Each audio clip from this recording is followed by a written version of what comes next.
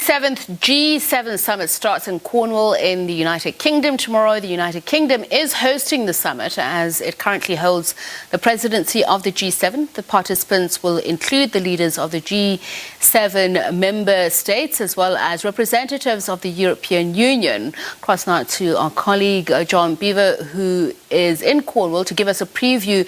John, a very good evening to you. So this is going to happen in the next 24 hours, but what is happening now? Just give us a sense of where you are and what the activity levels are.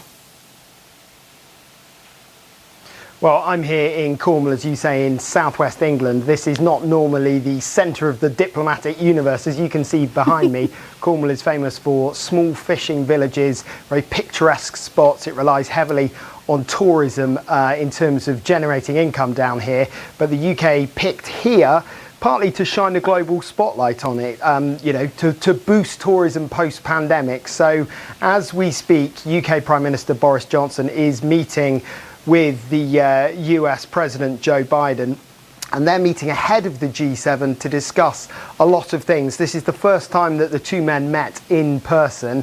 They don't agree on plenty of things. They have differing political views. Joe Biden has also expressed concern about what's going on with Northern Ireland at the moment. Some very complex negotiations to do with trade post-Brexit are, the Americans think might threaten the Good Friday peace deal, and they've said that they won't accept anything that threatens that. So certainly the two sides have got a lot to talk about at the moment. And as I say, they are meeting now, and we are due to have a readout from that meeting coming up in the next hour or so to hear more about it. I'm sure outwardly, though, we're going to hear a lot about cooperation and how the two sides are working together to help tackle many of the problems the world's facing at the moment. So just to anticipate some of those behind-the-scenes talks, as you mentioned, there's the issue of trade, Brexit and the fisheries industry. So the European Union leaders being there, will it be an opportunity to at least bring down some of the tensions over especially fishing rights?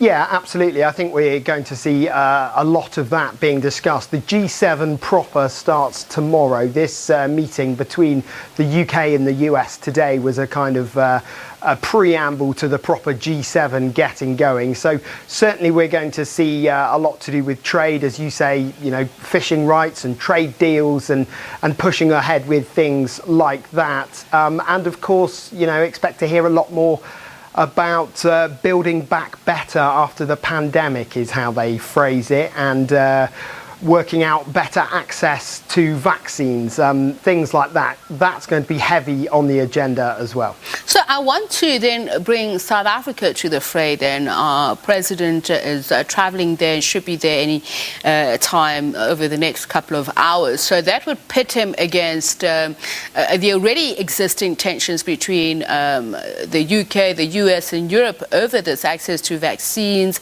etc. So how is this likely to play out? Is there going to be some admission of the privilege which the West enjoys over this and not enough help given to African countries?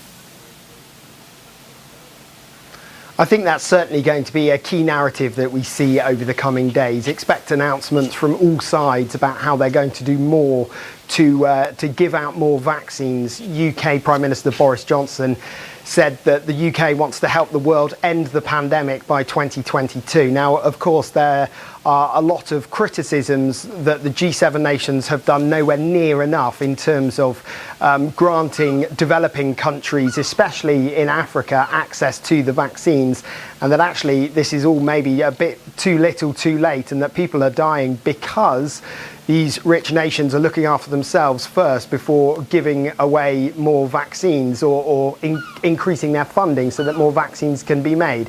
So I would expect that will be a key topic. Expect all the G7 leaders to very much be keen to blow their own trumpets about how they're going to be helping the world. And as you say, the president on his way here at the moment. So very much, I think that's going to be a key topic of conversation in the coming days.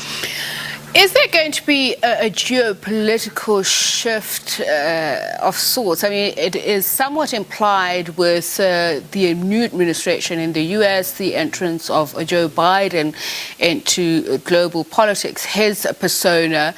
There's always been talk about it admitting a little bit or more African countries within the G7 talk. So just speculate for us how all of this is likely to unfold.